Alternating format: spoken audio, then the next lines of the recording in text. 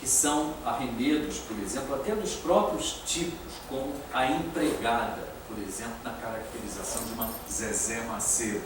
Tá? São nomes. Isso faz sentido, esses nomes, para alguém aqui? Eu estou falando, citando assim, sem saber, por exemplo, qual é o referencial. Então, esses nomes, se alguém está aqui estudando, anota, vai procurar, vai atrás de fotografia, entende quem é Zezé Macedo. Entendeu? É importante.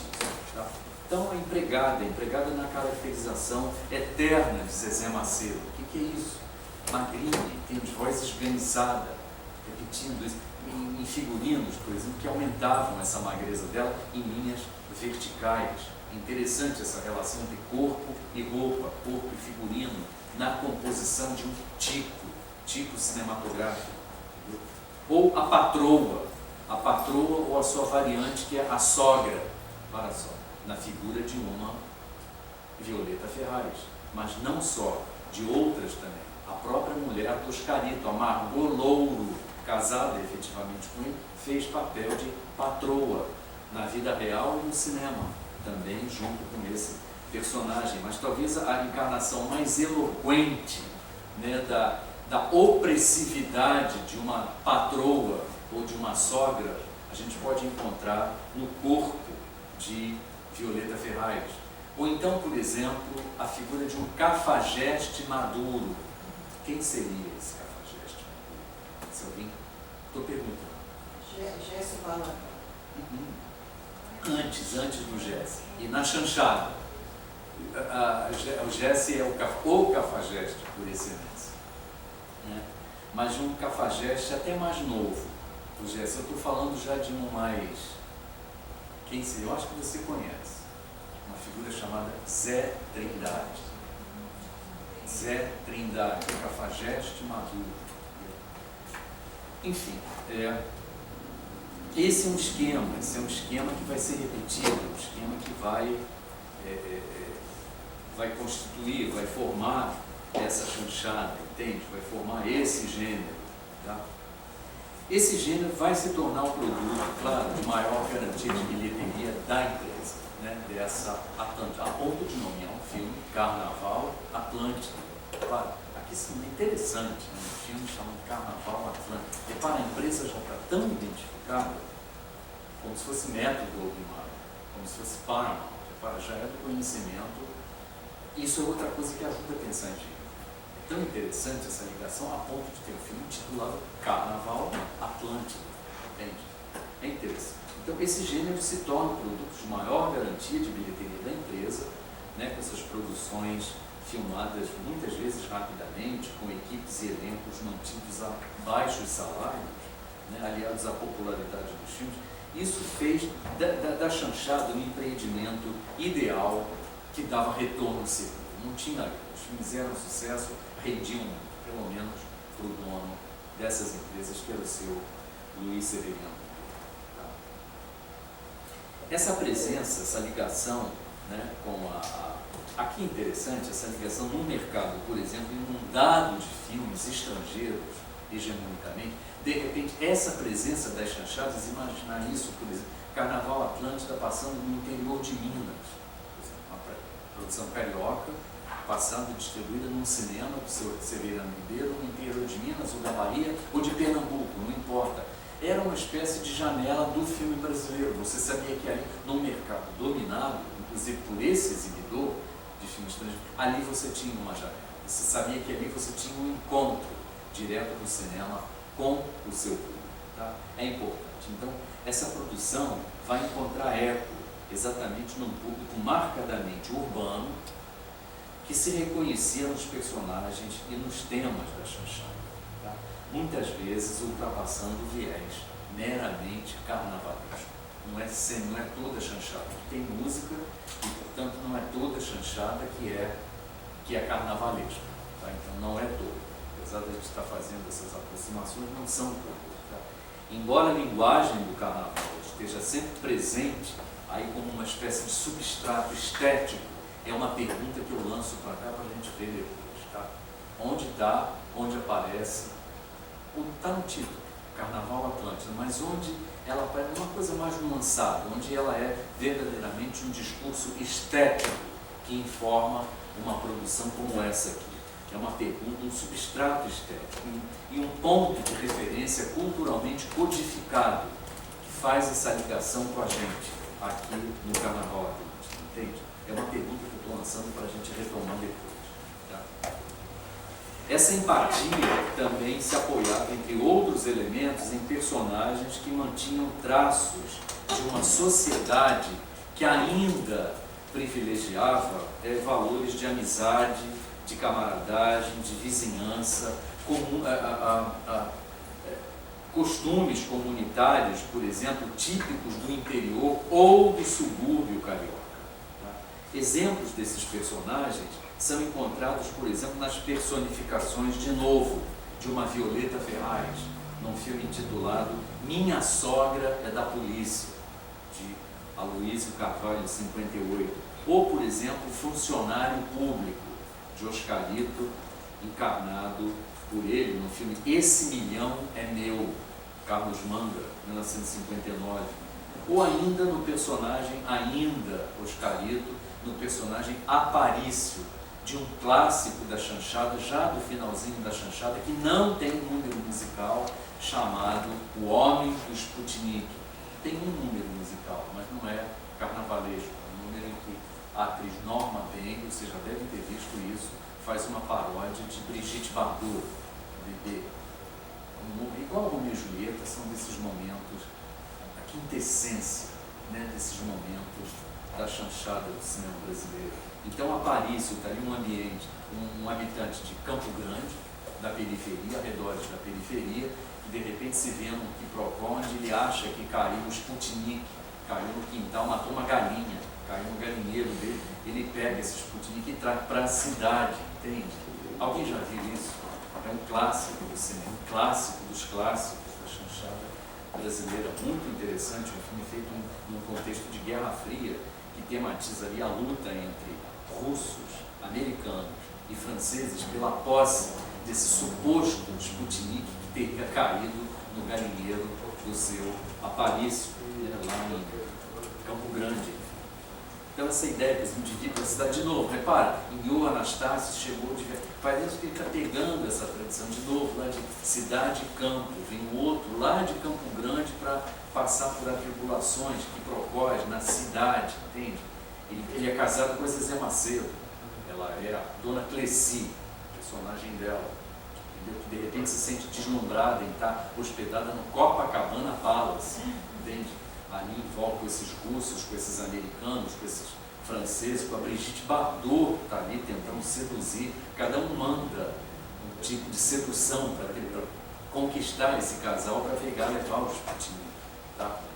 Os americanos vêm com bobajada, com gadgets, com Coca-Cola, com sorvete, chiclete, com coisas assim muito interessantes. Tem ali no filme que causou problemas com a diplomacia, Brasil e Estados Unidos, porque tem no filme aparece um símbolo da águia americano, não sei se vocês conhecem, diz assim, usa e abusa. Olha só, usa e usa e abusa.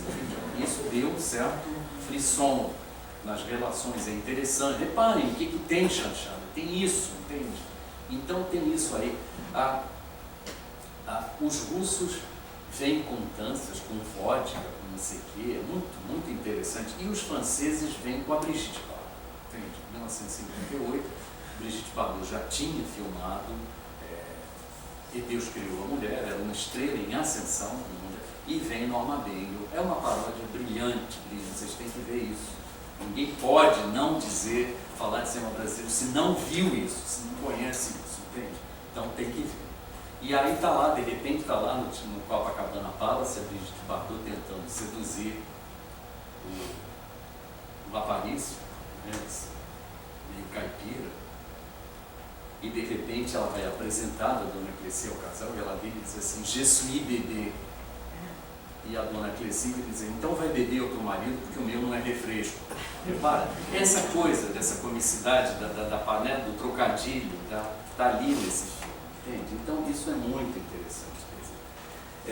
Então isso recupera, repara, essa identificação com o público, não só urbano, mas com o público também pelo resto do país, né, um habitante da capital federal, um recém-chegado matuto do interior, é esse ali de Campo Grande, né, recupera origens rurais diante de uma realidade urbana muitas vezes repleta de entraves burocráticos. Aparecem essas críticas a essa realidade, muitas vezes relacionada à questão urbana, relacionada à corrupção política, isso está nos filmes, a hipocrisia em geral associada às classes dominantes. Repara, isso tudo vai encontrar uma ligação grande, né, com um público não só de cidade, mas também de interior, né? Esses personagens que a gente está falando aqui, a patroa, o cafajeste maduro, né, esse malandro virador, geralmente reagem com perplexidade e confusão nesse ambiente que muitas vezes ele não entende, como é o caso do Aparício no Homem do Escutimento, né? Através do cinema, o que a gente vê nesses filmes é a cultura popular brasileira diante de processos de modernização, um outro viés mais sociológico que a gente pode trazer para analisar esses filmes, né? Expressando, às vezes, um tipo de lamento e nostalgia pelo desaparecimento iminente de traços mais visíveis que caracterizaram o passado recente, né, no Brasil em desenvolvimento. Um Brasil mais rural, um Brasil mais interior, né? A gente sabe que a segunda metade dos anos 50 e os anos 60 acabaram, foi de concretização de políticas desenvolvimentistas, né, JK, a partir da segunda metade dos anos 50, né, que deslanchavam nas décadas seguintes até hoje na consolidação, por exemplo, de uma cultura de consumo. É isso. Então, quando você tem ali esse momento da chanchada do final dos anos 40, dos anos 50, parece que é uma espécie de uma nostalgia por um Brasil que está em transformação, um Brasil realmente deixando esses valores de camaradagem, de vizinhança, de interior, passando para um outro mundo. Então esse típico herói da chanchada vai ser esse personagem liminar, um personagem que se recusa a ocupar uma posição fixa na hierarquia social, uma espécie de instância subversiva, um corpo popular. Vai ser isso, um corpo popular que parece reagir à possibilidade de integração à modernidade desenvolvimentista, né? Como é que a gente vê isso aqui? Em geral, um desempregado vivendo de bicos. Como é que aparece? Pergunta, estou lançando pergunta para a gente comentar depois. Onde aparecem esses personagens aqui? Quem são esses personagens?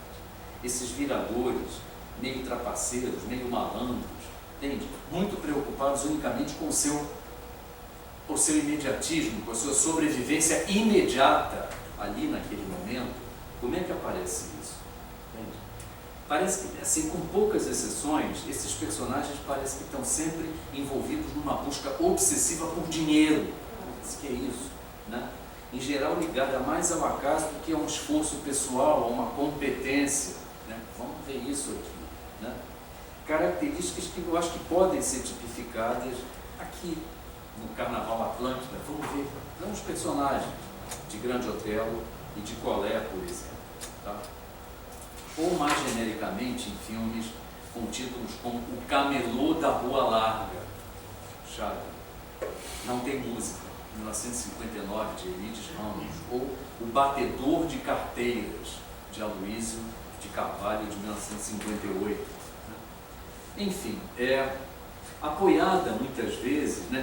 Enfim, não, só para terminar agora, porque realmente já são 15 para as 4, eu queria começar logo o filme.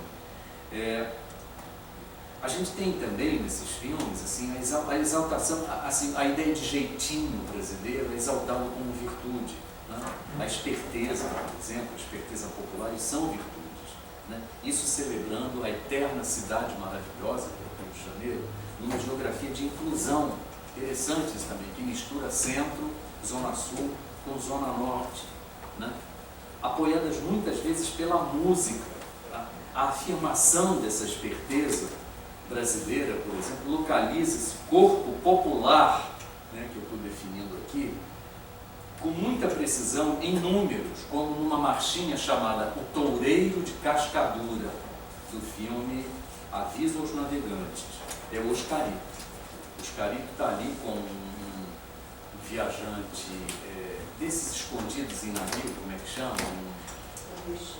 Clandestino, um viajante clandestino, está lá clandestino no navio, fazendo a viagem Rio-Buenos Aires, né? E de repente tem esse número ali, ele vai cantar, ele tem que passar por artista num determinado momento, chama-se Avisos Navegantes. E ele canta Toureiro de Cascadura. Tá? A letra diz assim, só um trecho. É em espanhol. Tá? Espanhol, meio brasileiro, né? Português, fala. Soy um toureiro avacalhado. Olha só. Toureiro avacalhado. Toureiro, claro. Eu sou um toureiro avacalhado, sou natural de Cascadura. Se a tourada é marmelada, o chifre pega, mas não fura. Para. É uma elegia isso, essa esperteza, essa coisa do jeitinho, entendeu? É um toureiro avacalhado. É genial, essas coisas são... É uma verdade, isso é uma verdade exposta por essa fantasia, né, do carnaval. Então você tem isso, em diversos momentos, esse tipo de, às vezes, de inadequação. É um toureiro, mas é um toureiro de segundo grau. É uma paródia, na verdade, de um toureiro. Entende? Esse toureiro, essa verdade exposta pela fantasia, a roupa, a fantasia, repara, a fantasia é um traço de quê? Do carnaval. Entende? Aonde a gente vai buscar fazer essa ligação dessa ideia de máscara, de fantasia, é no discurso do carnaval, é na linguagem do carnaval. Então isso aparece em diversos momentos nesse discurso carnavalizado da chanchada. Tá? Aqui, por exemplo, prestem atenção na inadequação das vestimentas gregas num grande hotel. Como é que ele está atrapalhado nessas roupas gregas? Prestem atenção na inadequação disso aqui, uma fantasia, entendeu? Esse número, Dona Cegonha, do Carnaval Atlântida. Ou então, de repente, não é nem Sansão nem Dalila, na peruca do Sansão Oscarito. Olha só, o que acontece ali? Né? É uma paródia do Nem Sansão nem Dalila, o filme é passado na contemporaneidade, de repente tem um problema de lotação e tal, tem uma batida, não sei o quê, a batida vai estar dentro de uma barbearia, onde trabalha Oscarito, Sansão. De repente é projetado, essa batida faz com que seja projetado lá no passado bíblico, entende? E você tem o Oscarito de Sansão lá atrás. Só que a força dele não está no cabelo natural, e sim numa peruca. Ora, o que é a peruca? Senão mais um traço do carnaval, da fantasia, do falso, da linguagem carnavalesca. Né? Então aqui em oposição, por exemplo, vamos pensar Sansão e Dalila, é o filme original de Cécile B. DeMille, 1949. 5 anos depois tem a chanchada. Nem Sansão, nem Dalila. Repara, essa ideia de recusa também. É interessante aqui. Né? Se no filme original a força do cabelo está no cabelo natural do ator Victor Mature, que é quem faz Sansão e Dalila, vinculado ao corpo, no filme brasileiro esse poder é um poder transitório, é um poder que está numa peruca, é um poder que pula efetivamente de mão em mão. Reparem que está sendo dito aqui por essa linguagem carnavalesca, entende? Enfim, essa peruca, né, a portadora real do poder transitório, eu digo isso nesse texto, que escapa de mão em mão, está nessa paródia, nem Sansão nem Dalila. Enfim, já botei algumas perguntas aqui, a gente vai ver em seguida, acho que não dá nem tempo de ter intervalo. O que você acha, Roberto? Você que sabe. Que eu quero voltar, ao final a gente já não vai ter muito tempo, mas eu queria ouvir vocês. No final do filme, falar menos e ouvir vocês. Diga. Não, a gente pode começar.